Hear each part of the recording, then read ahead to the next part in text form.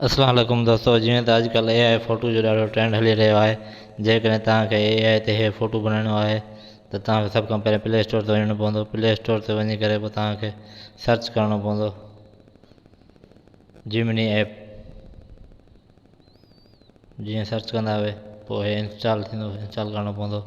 जीअं त मुंहिंजे फ़ोन में पहिरियों इंस्टॉल थियल आहे।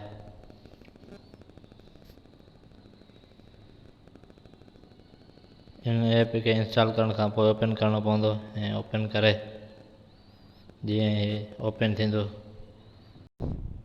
सभ खां पहिरियों तव्हां हिन में प्लस वारे बटण खे क्लिक कंदा ऐं पंहिंजी फ़ोटो सिलेक्ट कंदा।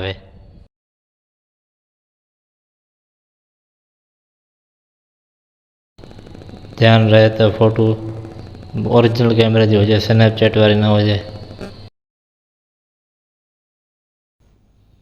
जीअं ही फ़ोटू अपलोड थी वेंदो पोइ तव्हां हिते प्रॉम्प्ट खे पेस्ट कंदा।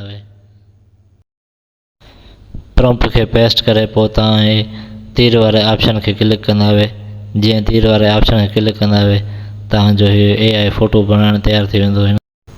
पोइ हिन खे मथे स्क्रॉल कंदा पोइ AI तव्हांजो फ़ोटो तयारु कंदो। पोइ जीअं फ़ोटो तयारु थी वेंदो पोइ तव्हांखे डाउनलोड करिणो पवंदो। ऐं जेकॾहिं तव्हांखे हीउ प्रॉम्प्ट खपे त हिन वीडियो जो डिस्क्रिप्शन में मिली वेंदो।